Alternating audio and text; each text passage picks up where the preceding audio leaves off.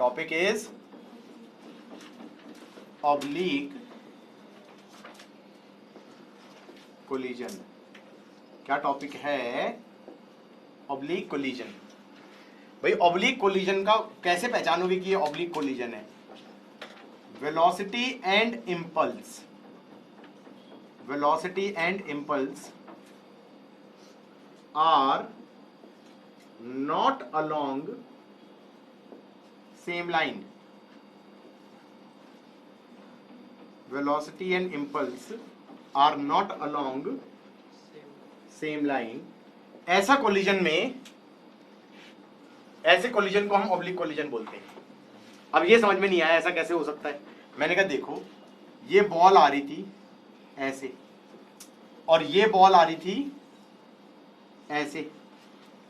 ये स्पीड थी u1, ये स्पीड थी u2। जब ये टक्कर खाएंगे, जब ये टक्कर खाएंगे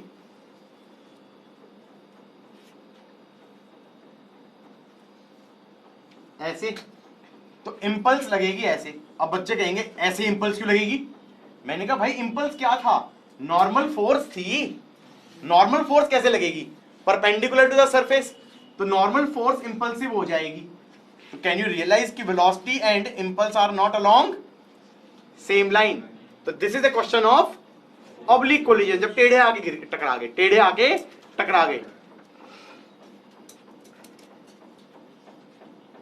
या हम ये कहें कि ये ग्राउंड है और वेलोसिटी ऐसे है, ऐसे आके टक्कर खाएगी, ये तो वेलोसिटी हो गई। और जो इंपल्स लगेगी वो कैसे लगेगी? इंपल्स ऐसे लगेगी, perpendicular to the contact surface. मैंने कहा again this is a question of oblique collision. अगली चीज ऑब्लिक कोलिजन में याद रहे कि जब ये बॉल ऐसे टकराती हैं, तो जब ये टकराती हैं तो दो सेंटर्स को ज्वाइन करने वाली जो लाइन है, इसे बोल देते हैं कॉमन नॉर्मल। इसको क्या बोल देते हैं? Common normal. और इस वाली लाइन को क्या बोल देते हैं? Common tangent. इसको क्या बोल देते हैं? Common tangent. जैसे ये बॉल ऐसे जमीन पे आके टकरा रही है, ये बॉल ऐसे जमीन पे आके टकरा रही है, तो जब ये टकराएगी तो इस लाइन को बोल देंगे कॉमन नॉर्मल और इसको बोल देंगे कॉमन टेंजेंट। अगर कल कोई कहे कि कोई वेज है, उस पे बॉल आके टकरा रही है, उस पे बॉल आके टकराई, तो जब ये टकराएगी तो मैं कहूंगा इसे बोल देंगे कॉमन नॉर्मल और इसको बोल देंगे कॉमन टेंजेंट। कॉमन नॉर्मल का एक और नाम भी होता है। कॉमन नॉर्मल को कई बार ऐसे भी बोल देते हैं line of impact. Line of impact. There are certain steps to solve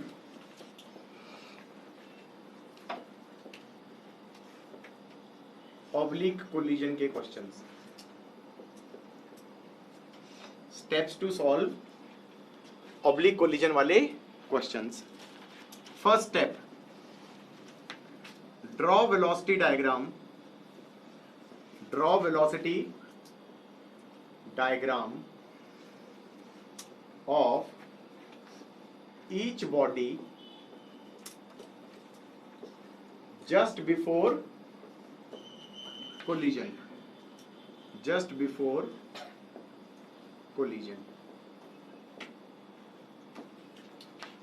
Second step, draw impulse diagram. ये स्टेप से फॉलो कर रहा था वैसे। Draw impulse diagram during collision. इसमें ए पार्ट है ऑफ ईच बॉडी,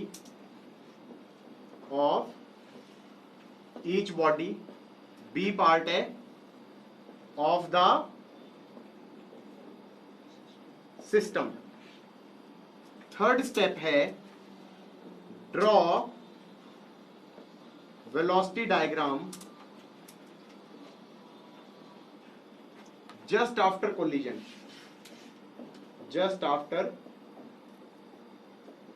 collision.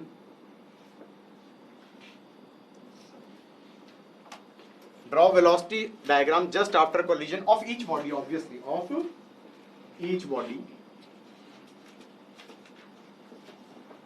यहां पे नोट करेंगे, यहां पे एक नोट करेंगे,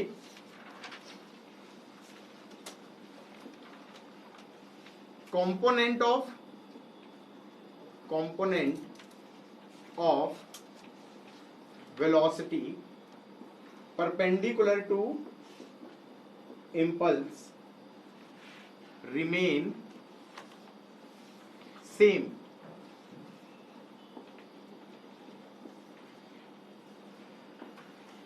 ये मदद करेगा तुम्हें वेलोसिटी डायग्राम बनाने में. Step 4, apply V-SEP is EV approach.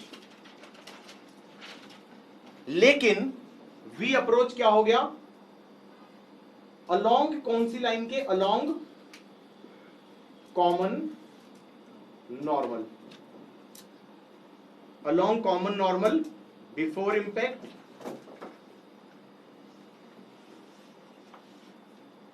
And ये हो जाएगा along common normal after impact.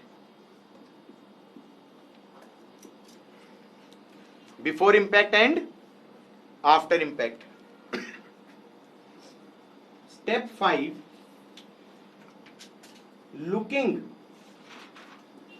looking at step 2b. Looking at step 2b. 2b क्या था? impulse diagram of the system. Looking at step 2b, find axis where impulse on system is 0.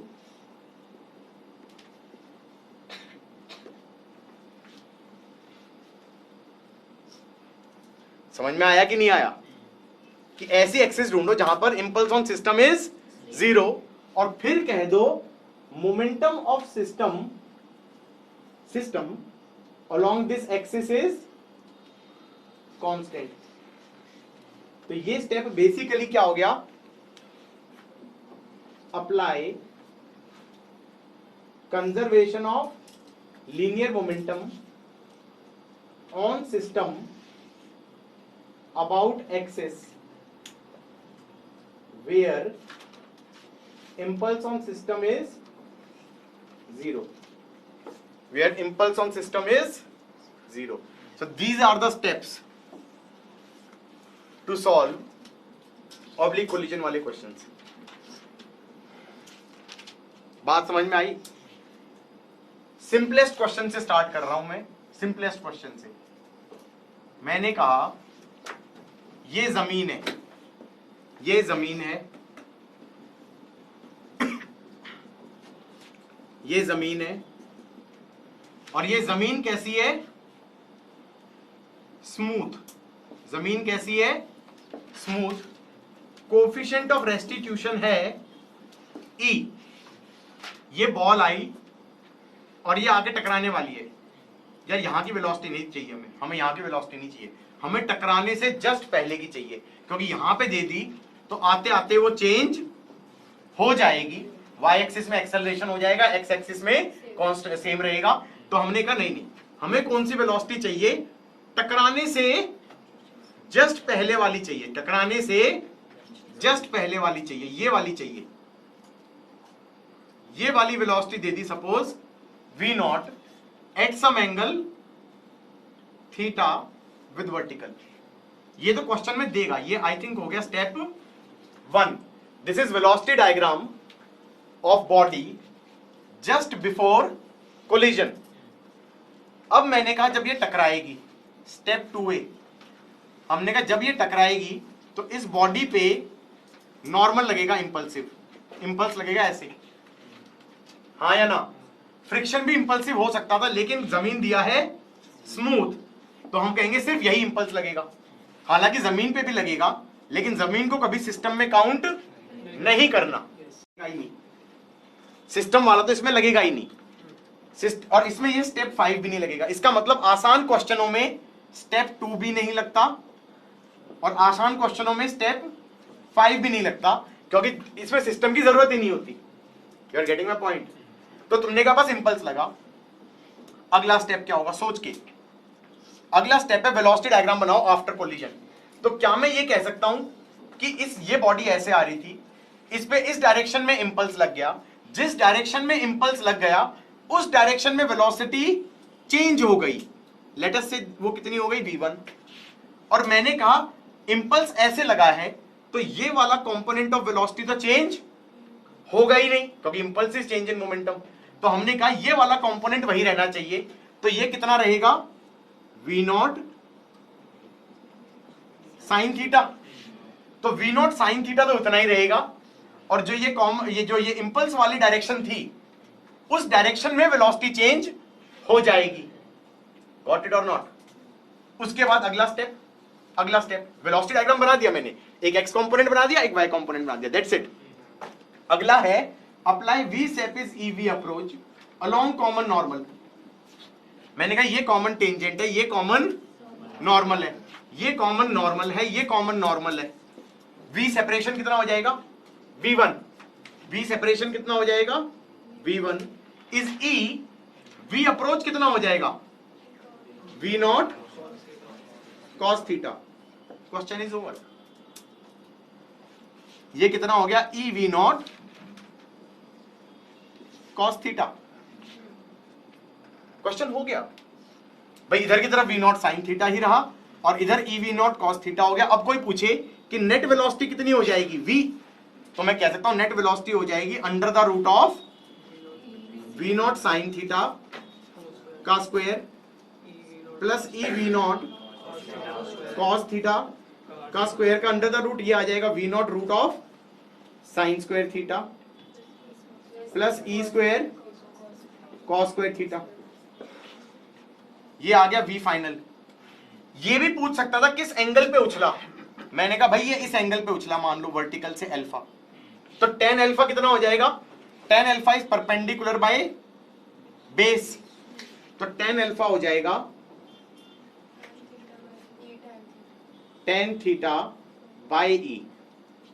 सोच के भाई, सोच के, this by this, tan theta by e। जो ये बनाया, जो ये कोफिशिएंट ऑफ रेस्टिट्यूशन वाला लॉ था, ये किसने दिया था, न्यूटन ने। न्यूटन्स लॉ ऑफ क्या बोलते थे उसे, Newton's experimental law, Newton's experimental law. तो न्यूटन ने ही एक और बात बोली, उसने ये कहा सुनो, अगर E1 होता, अगर E1 होता तो फाइनल वेलोसिटी v0 होती, और E1 होता तो अल्फा हमारा थीटा के बराबर होता। अब जरा ध्यान से देखो तो थीटा था एंगल ऑफ इंसिडेंस और अल्फा था एंगल ऑफ रिफ्लेक्शन। तो Newton was the first guy who said light is a particle which undergoes perfectly elastic collision with mirror. He was the first proponent, first guy who actually gave the theory of light being a particle, not a wave. Ancient times when they used to think light as a wave. Then Newton came along, he was a great mechanics genius. He said, okay, my theory, experimentally देखा गया angle of incidence and angle of reflection same है, तो उसने कहा okay, my theory explains that, okay, light is a particle undergoing elastic collisions. He was never able to explain refraction. He was never able to explain refraction, bending towards normal या away from normal, going from rarer to denser or denser to rarer or whatever. हाँ या ना, तो वो explain नहीं कर पाया, लेकिन he was so powerful at this time, nobody questioned him. लोगों ने कहा okay, refraction. उसने जोर से घूर के देखा, and everyone was like, okay, you are right, light is a particle. Then उसके जाने के I think 100-150 साल बाद some guy came, they said no, Newton was wrong. Newton was wrong. Light is not a particle, it's a wave. उन्होंने अब mathematically समझाया कि how light is a wave. Waves क्या होती हैं, वो कट जाती हैं। जैसे मान लो एक वेव ऐसे आई ऐसे आई और इसी टाइम पे इधर एक और ऐसी वेव आ जाए उल्टी, तो ये एक दूसरे को काट देती हैं। तो अगर कहीं, मतलब that's a simple idea, how can you prove light is a wave? Somehow एक इधर से वेव आए और एक इधर से वेव आए और कट के जीरो हो जाए अगर, तो इसका मतलब मैं यहां से टॉर्च जलाऊं और यहां से टॉर्च जलाऊं, तो सामने लाइट की जगह अगर धब्बा आ जाए, काला धब्बा। अब ये मत कहना कि ऐसा होता नहीं है, क्योंकि उन्होंने एक्सपेरिमेंट किया और ऐसा हुआ। उसमें कंडीशंस होती हैं कि वो काला धब्बा कब आएगा, समझ में आ रहा है? लेकिन आइडिया सिंपल, लेमन टर्म्स में, बिल्कुल आसान टर्म्स में जो उन्होंने एक्सपेरिमेंट किया वो ये किया कि वेव्स कट सकती हैं। तो लाइट अगर पार्टिकल की जगह वेव होता तो दो टॉर्च जलाएं तो समहाउ वहां पर सामने क्या आ जाएगा, शैडो आ जाएगा, काला आ जाएगा इंस्टेड ऑफ ब्राइट स्पॉट। तो that was Young's double slit experiment. Young's double slit experiment तुम 12th में पढ़ोगे। तो उसके बाद ओके, YDSC से क्या आ गया, light is a wave.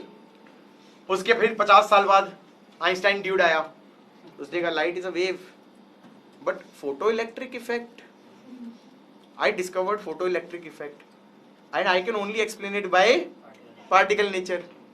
But he was a smart guy. He said, okay, light has dual nature. Light has dual nature. Sometimes it's particle, sometimes it's wave. कुछ बात समझ में आई या नहीं आई? उसने कंट्रोवर्सी में पढ़ाई नहीं ना, उसने कहा साला 400 साल से कंट्रोवर्सी चल रही है, पार्टिकल वेव पार्टिकल वेव। अब मैं फिर चला चालू कर दूं कि अभी ये वेव प्रूव करके बैठे थे, मैं कहूं कि नहीं ये पार्टिकल है, तो देखा भाड़ में जाए। These are dual, both, this is both. हाँ, ये क्वेश्चन समझ में आ गया नहीं आ गया? अब इसी का भाई बंधु क्वेश्चन, इधर देखो बोर्ड की तरफ। ये कोई इंक्लाइंड प्लेन है, ये कोई इंक्लाइंड प्लेन है और पार्टिकल आया, यू से आगे टकराया और ग्राउंड कैसा है, smooth, and coefficient of restitution है ई। भैया बताओ फाइनल वेलोसिटी क्या होगी? मैंने कहा देखो टकराया, टकराने से जस्ट पहले वेलोसिटी ऐसे थी, थोड़ा पास बना देना, ऐसे थी यू। हाँ जी, जब ये टकराएगा तो इस पे टकराने के दौरान इंपल्स लगेगी ऐसे। अब ये मत कहना ऐसी क्यों लगेगी, मैंने कहा नॉर्मल और mg लगता है, mg खा जाना, फाइनाइट फोर्स के कारण चेंज मानते नहीं है, और नॉर्मल फोर्स बहुत बड़ी हो जाएगी। नॉर्मल तो ऐसे ही लगनी है, नॉर्मल ऐसे लग गई तो हम ये कहेंगे, इसको मद्देनजर रखते हुए इस एक्सिस के अलोंग वेलोसिटी चेंज नहीं होगी, हाँ या ना? तो ये वाली वेलोसिटी तो रहेगी u cos थीटा, और ये वाली चेंज हो जाएगी, ये हो जाएगी v1, हाँ या ना? ये हो गया कॉमन टेंजेंट, ये हो गया कॉमन नॉर्मल, ये हो गया कॉमन नॉर्मल, ये हो गया कॉमन नॉर्मल। v सेपरेशन हो गया v1 is e, v approach हो जाएगा u साइन थीटा। तो v1 तो हो जाएगा eu साइन थीटा, और ये वाली वेलोसिटी हो गई u cos थीटा। तो इसका जो भी रिजल्टेंट आएगा that will be the net velocity. क्या टफ था, समझ में आया? वो चाहता तो इंपल्स भी पूछ सकता था, इंपल्स क्या हो जाएगी, ये डायरेक्शन पॉजिटिव ले लो और कह दो impulse is mv1 minus m minus u sine theta. So ये हो जाएगा m eu sine theta plus mu sine theta, that is 1 plus e mu sine theta, that's your impulse. अगला क्वेश्चन क्या बनता है? क्वेश्चन है, सपोज करो ये इंक्लाइन प्लेन है और ये पार्टिकल को यहां h हाइट से छोड़ दिया और कोएफिशिएंट ऑफ रेस्टिट्यूशन e है और ग्राउंड हमारा स्मूथ है। तो तो क्या मैं ये कह सकता हूं जब ये टकराने वाला होगा तो इसकी वेलोसिटी नीचे की तरफ हो जाएगी √2gh। जब ये टकराएगा इस पे इंपल्स ऐसे लगेगी। टकराने के जस्ट बाद मैं ये कह सकता हूं कि इंपल्स के अलोंग वेलोसिटी चेंज हो जाएगी। तो ये वाला एंगल थीटा है, तो ये वाली तो सेम रहेगी, ये तो हो जाएगा v साइन थीटा और ये हो जाएगा v1, हाँ या ना। और फिर ये कॉमन नॉर्मल है, ये कॉमन टेंजेंट है। कॉमन नॉर्मल के अलोंग या लाइन ऑफ इंपैक्ट के along v separation is e v approach. Done. This is eu cos theta या ev cos थीटा और v हो गया √2gh। क्या टफ था? अच्छा, इसमें भी तुम्हें लग रहा है ना, मतलब मैं मजे आसान बता रहा हूं इसलिए आसान लग रहे हैं, मतलब थोड़ा सा मजे ले लेता हूं। मैं कहता कि ये है,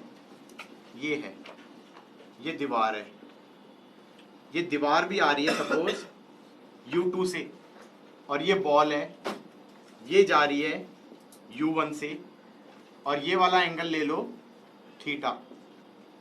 हाँ जी, क्या मैं ये कह सकता हूं कि जब ये बॉल वॉल से टकराएगी तो मैं कहूंगा इंपल्स तो ऐसे लगेगा। इसका मतलब फाइनल वेलोसिटी ऑफ ईच, इसका मतलब ये वाला कंपोनेंट तो सेम रहेगा क्योंकि इंपल्स के अलोंग चेंज कर देना। तो ये हो जाएगा u1 sine theta, u1 sine theta. तो ये वाला कंपोनेंट तो सेम रहा और ये वाला इंपल्स के अलोंग वाला चेंज हो गया, इसको मान लिया v फाइनल। और वॉल अभी भी चल रही होगी कितने से? u2 से। अब तुम्हें लगाना होगा v separation is ev approach along, ये कॉमन नॉर्मल है और ये कॉमन टेंजेंट है।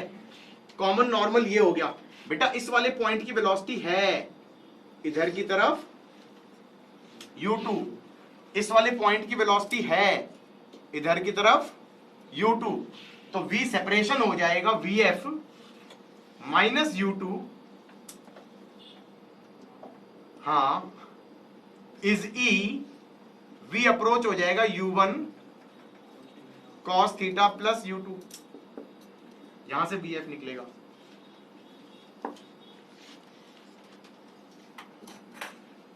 बात समझ में आई या नहीं आई? क्योंकि इनिशियली ये बॉल भी चलती हुई आ रही थी कितने से? u2 से।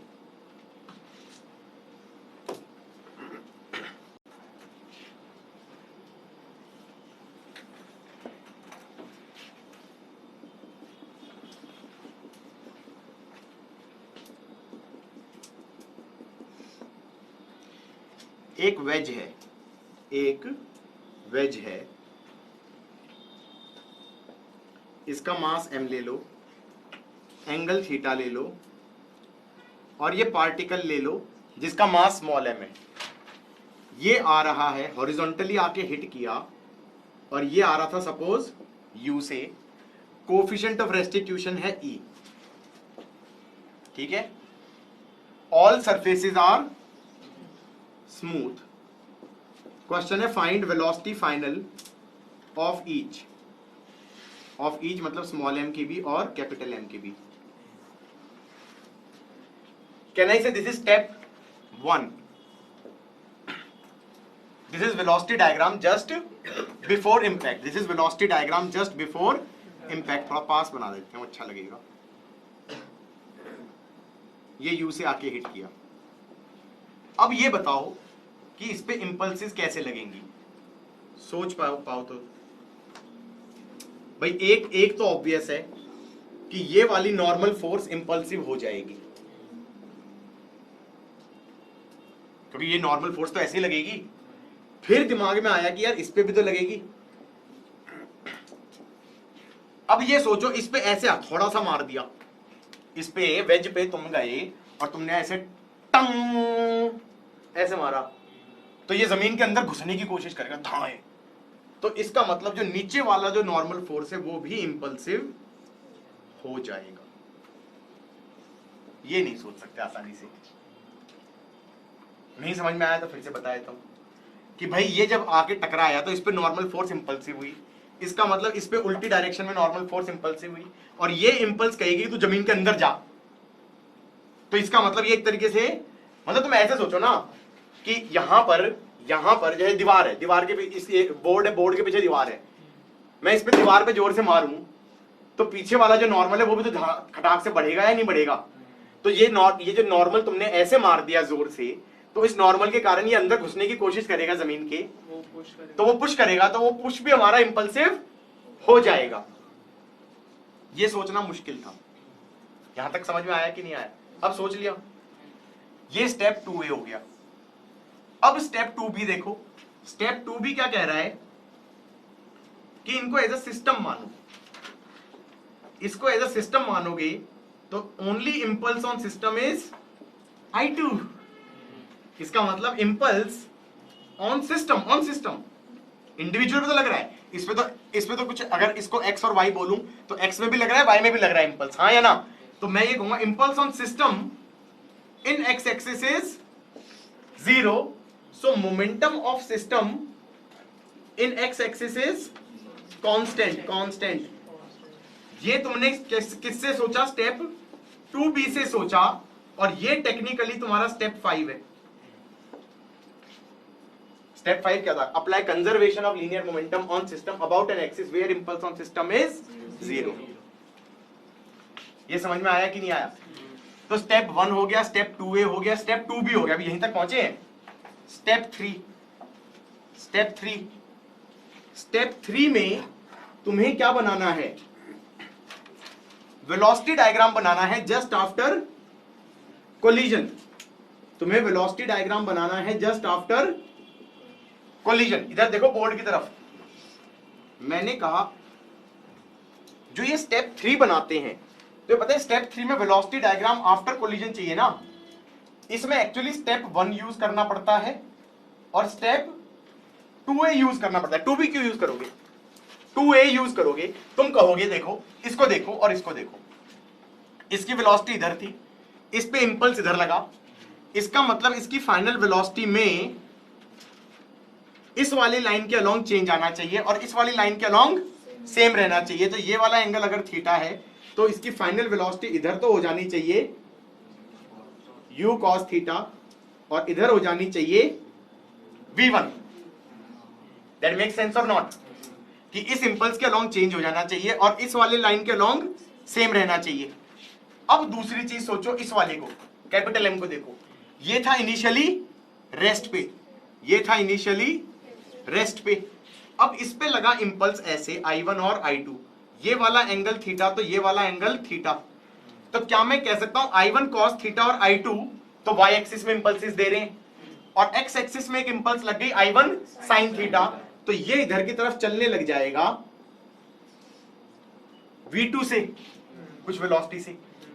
यहां पे अजम्पशन भी माना मैंने कुछ कि y एक्सिस में एक तरीके से नहीं कूदा ये, हालांकि तुम फेंक के मारो तो शायद कभी कभी y एक्सिस में भी खट फेंक के मारा तो पता चला वेज कूद भी गया y एक्सिस में भी, लेकिन हम जनरली क्या मान लेते हैं कि y एक्सिस में वो नहीं कूदा, unless it is given in the question कि वो y एक्सिस में कूद गया। समझ में आ रहा है नहीं आ रहा है? बस ये मान लिया कि अच्छा y में ये नहीं कूदा, और x में क्या हो गया, I1 sin थीटा के कारण ये चलना चालू हो गया, कितने से? v2 से। ये तुमने स्टेप 3 बना दिया। This is velocity diagram just after collision, this is velocity diagram just after collision. आराम आराम से, स्लो स्लो। स्टेप 4 देखो, स्टेप 4 देखो, स्टेप 4 ये क्या बोलता है? v separation is E v approach किसके अलोंग? Common normal. किसके अलोंग? Common normal. या कॉमन नॉर्मल कहां है? इंपैक्ट तो इन दो का हो रहा है ना। This is common normal, this is common tangent. Approach तो कितना हो गया? u sin theta. अप्रोच तो कितना हो गया? u sin theta. तो ये तो हो गया EU sin थीटा। और सेपरेशन, अब किसी ने बोला सेपरेशन हुआ कॉमन नॉर्मल के अलोंग v1, तो वो मार खाएगा। क्यों? क्योंकि तुम्हें लग रहा है v1 है है तो ये कॉमन नॉर्मल, लेकिन ये वाला पॉइंट भी चल दिया है, ये वाला पॉइंट चल रहा है v2 से, ये वाला पॉइंट की वेलोसिटी इधर v1 है, इधर u cos थीटा है, तो इस कॉमन नॉर्मल के अलोंग तो हो गई v1, और ये वाला पॉइंट v2 भी तो ऐसे चल रहा है, तो इस v2 के दो कंपोनेंट ले लूं, एक इधर की तरफ और एक इधर की तरफ, तो मैं कहूंगा ये भी तो v सेपरेशन में काउंट करेगा या नहीं करेगा, और ये वाला एंगल थीटा होगा, तो ये कितना हो जाएगा v2 sin थीटा। तो हम ये नहीं कह सकते v सेपरेशन हो जाएगा v2 sin theta plus v1, सोच के v separation v1 plus v2 sin theta, v1 plus v2 sin theta, तो हम कहेंगे v2 sin theta plus v1 is eu sin theta. ये हो गई इक्वेशन फर्स्ट। अननोन कितने हैं? v1 और v2, v1 और v2। अब अगला स्टेप देखो, अब उसमें निपटने वाले हो। अगला स्टेप था स्टेप 5, उसमें हम कह रहे हैं impulse on system in x axis is 0, so momentum of system, इसको देखते हुए मोमेंटम ऑफ सिस्टम, क्योंकि इस पूरे को मानोगे तब जाके हम ये वाली चीज कट रही है, तो इस पूरे में मान सकते हैं कि impulse on system in x axis is 0, impulse on system in x axis is 0, momentum is constant. अब सुनो, इनिशियल मोमेंटम लिखना पड़ेगा। इनिशियल मोमेंटम स्मॉल m का तो हो जाएगा mu, तो एक डायरेक्शन पॉजिटिव ले लो और एक डायरेक्शन नेगेटिव ले लो। इनिशियल मोमेंटम कैपिटल M का तो हो गया m0 और स्मॉल m का हो गया mu, और फाइनल मोमेंटम कैपिटल M का तो हो गया mv2 और स्मॉल m में तुम निपट गए। नहीं निपटे?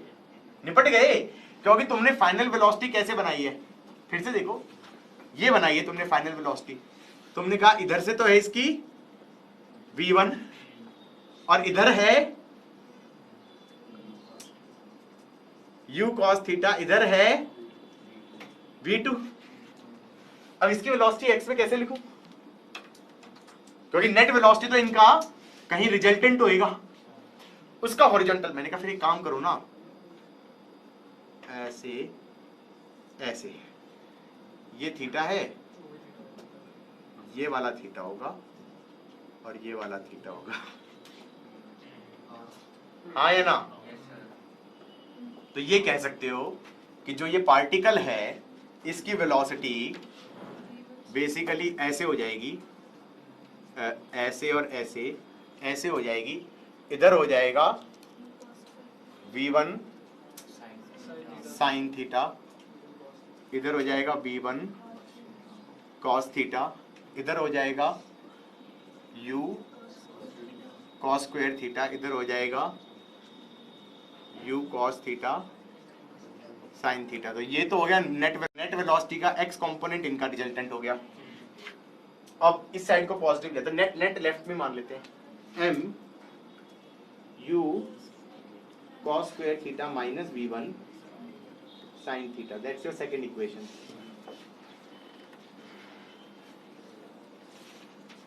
This was fun question. This is a previous year question, by the way, just so you know.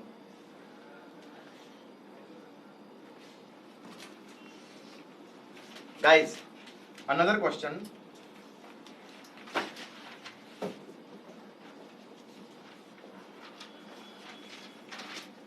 ये वेज है, ये वेज है, ये वेज है, ये m है, ये थीटा है और ये स्मॉल m है। ये ऐसे आया, u से वर्टिकली आके हिट किया। All surfaces are smooth, coefficient of restitution is e। Find final velocity of small m and capital M। कैसे करेंगे? हाँ, यहां तक का समझ में आ रहा है? ये स्टेप 1 हो गया। अगले स्टेप पे क्या देखेंगे?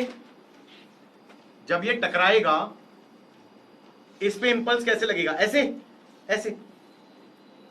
यार जब ऐसे टकराएगा तो ऐसे नहीं लगेगा, हैं? क्यों? परपेंडिकुलर टू सरफेस होता है। हाँ, नॉर्मल फोर्स लगेगा, ऐसे लगेगा I1, इस पे लगेगा I1, इस पे लगेगा फिर I2।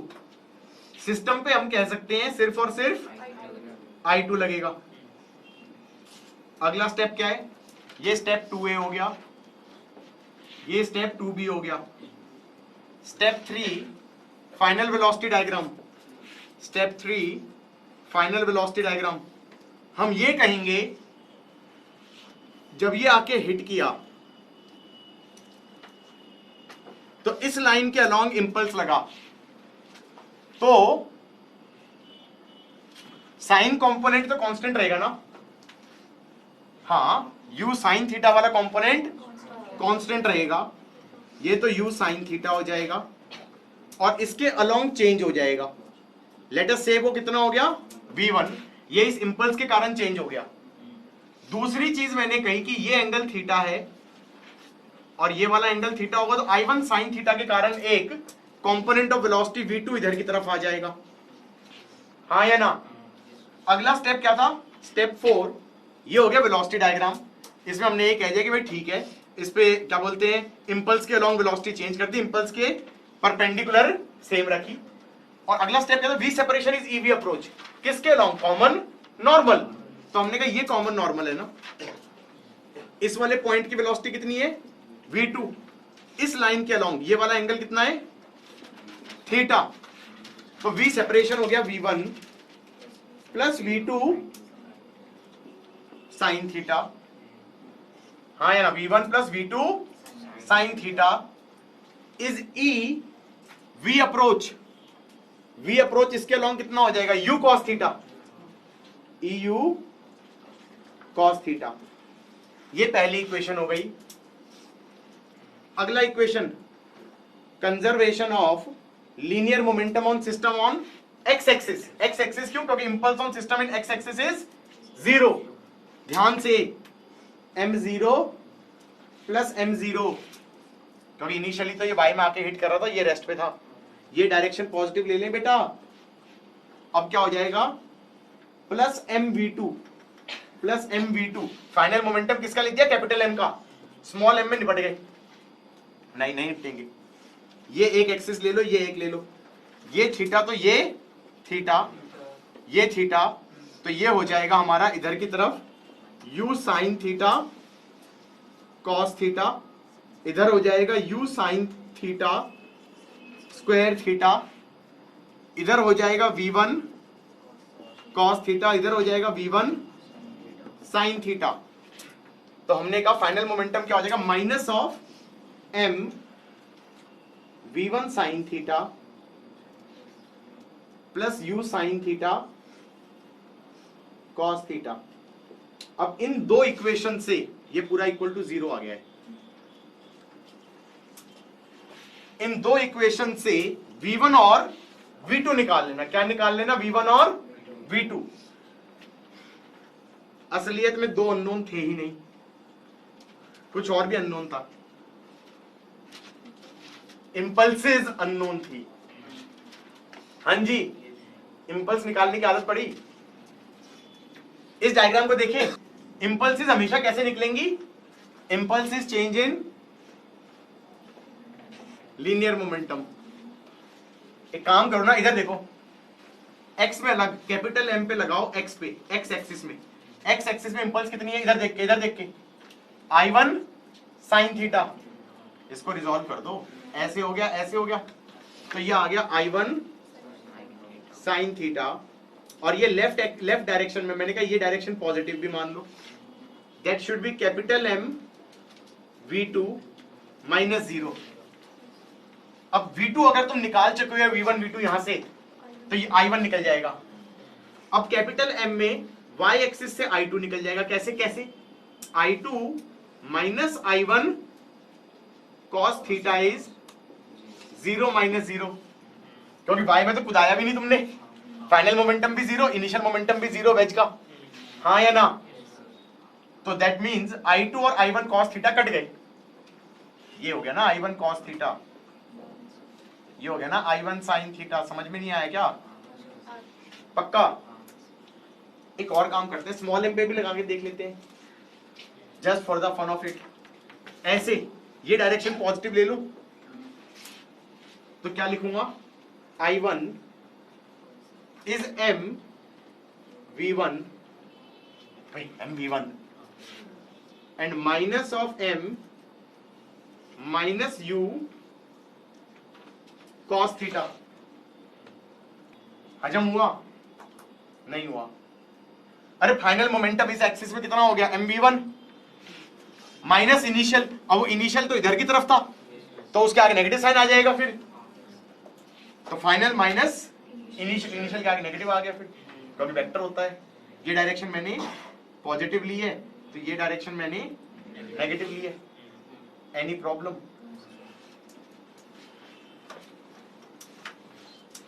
एक एक स्टेप को देखते जाओ। I am applying the steps, step by step.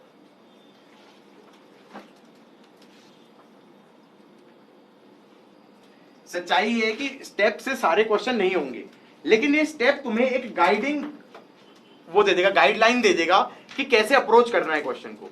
भाई तुम्हारे ये हो जाएगा 95% क्वेश्चन या 90% क्वेश्चन स्टेप से निकल जाएंगे।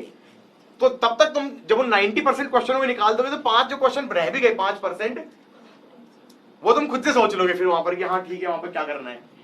You are getting my point? तो स्टेप्स जस्ट तुम्हें एक तरीके से रास्ता दिखा देंगे कि भाई जब कुछ समझ नहीं आ रहा कोलिजन वाले में तो क्या करना है। सबसे पहले यार कुछ नहीं करना, स्टेप फॉलो करने की कोशिश करो, कुछ तो होगा। क्योंकि कहीं ना कहीं हो सकता है किसी क्वेश्चन में पता चला स्टेप 5 नहीं लग रहा, स्टेप 5 नहीं लग रहा, कंजर्व कर ही नहीं पा रहे किसी एक्सिस के अलोंग। ऐसा भी हो सकता है किसी क्वेश्चन में, फिर तुम कहोगे फिर तो क्वेश्चन छूट गया। मैंने कहा कई बार ऐसा होता है कि ये स्टेप ना लगे लेकिन उसकी जगह तुम क्या लिख दो, इंपल्सिव चेंज इन मोमेंटम वाली इक्वेशन लिख दो, उससे क्वेश्चन सॉल्व हो जाए। नहीं समझ में आया? गेटिंग माय पॉइंट और नॉट? तो ये तो स्टेप्स में था भी नहीं लेकिन मैंने सिखा दिया ना, तो वही मैं कह रहा हूं steps are just guidelines to solve the question. जैसे फॉर एग्जांपल अनदर क्वेश्चन,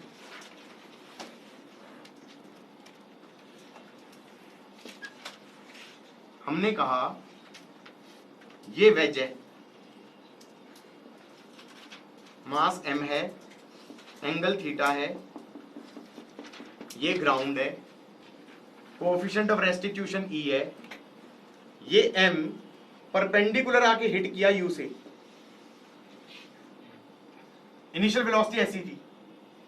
हमने कहा ठीक है नॉट एन इश्यू, जब ये आके हिट करेगा इस पे इंपल्स ऐसे लगेगा, इस पे इंपल्स ऐसे लगेगा और ये भी इंपल्सिव हो जाएगा।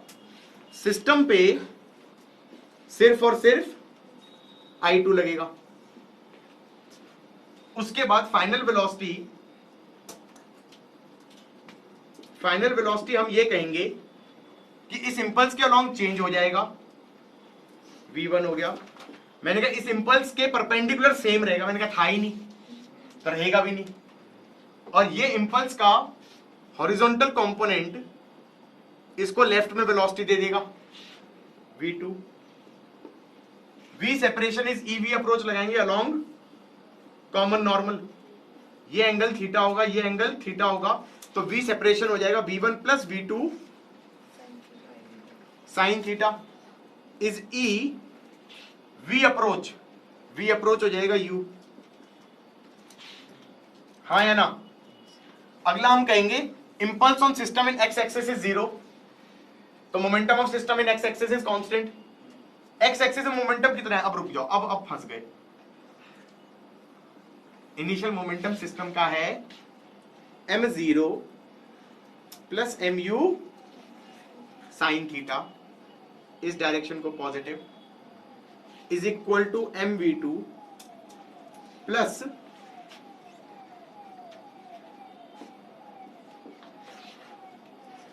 Minus mv1 sine theta. इन दो इक्वेशन से v1 और v2 निकाल लोगे। एक बार v1 और v2 निकल गया तो फिर कह देना i1 sine theta is mv2 और कह देना i1 is mv1 plus mu और फिर कह देना i1 cos theta minus i2 is 0 minus 0। कह देना I1 sin theta is mv2, this I1 is mv1 minus of minus mv तो प्लस mv हो जाएगा, और कह देना I1 cos theta minus I2 या I2 minus I1 cos theta is 0 minus 0। ये 3 इक्वेशंस हो गई impulsive change in linear momentum. क्या टफ था? अब घर पे जाके ऐसे ट्राई कर लेना कि भाई वेज है, ये पार्टिकल आया, ये इधर आ रहा था और वेज भी इधर आ रहा था, लो